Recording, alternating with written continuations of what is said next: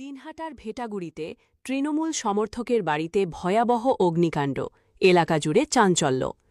কোচবিহার জেলার দিনহাটা মহকুমার ভেটাগুড়ি এলাকায় এক তৃণমূল সমর্থকের বাড়িতে ভয়াবহ অগ্নিকাণ্ডের ঘটনাকে কেন্দ্র করে ব্যাপক চাঞ্চল্যের সৃষ্টি হয়েছে।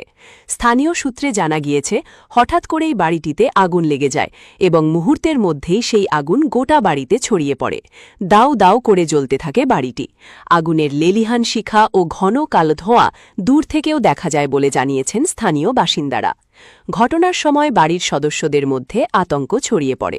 স্থানীয় মানুষজন ছুটে এসে আগুন নেভানোর চেষ্টা করেন, তবে আগুনের তীব্রতা এতটাই বেশি ছিল যে প্রাথমিকভাবে তা নিয়ন্ত্রণে আনা সম্ভব হয়নি। পরে খবর পেয়ে ঘটনাস্থলে পৌঁছায় দিনহাটার দমকল বাহিনী ও পুলিশ। দীর্ঘ প্রচেষ্টার পর আগুন নিয়ন্ত্রণে আনা হলেও ততক্ষণে বাড়ির বড় অংশ পুড়ে ছাই হয়ে যায় বলে জানা গিয়েছে। ক্ষতিগ্রস্ত পরিবারের দাবি, এই অগ্নিকাণ্ড কোনো দুর্ঘটনা নয়, বরং পরিকল্পিতভাবে ঘটানো হয়েছে।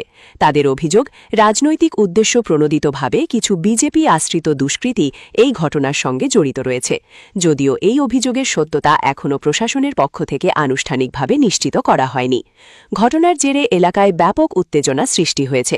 স্থানীয় বাসিন্দাদের একাংশ দোষীদের দ্রুত গ্রেফতার ও কঠোর শাস্তির দাবি জানিয়েছেন। অন্যদিকে পুলিশ সূত্রে খবর, অগ্নিকাণ্ডের প্রকৃত কারণ খতিয়ে দেখা হচ্ছে। আগুন লাগার পেছনে কোনো নাশকতা রয়েছে কিনা সেই বিষয়টিও তদন্তের আওতায় রাখা হয়েছে। এই ঘটনায় পরিবারের ব্যাপক আর্থিক ক্ষতি হয়েছে বলে জানা গিয়েছে।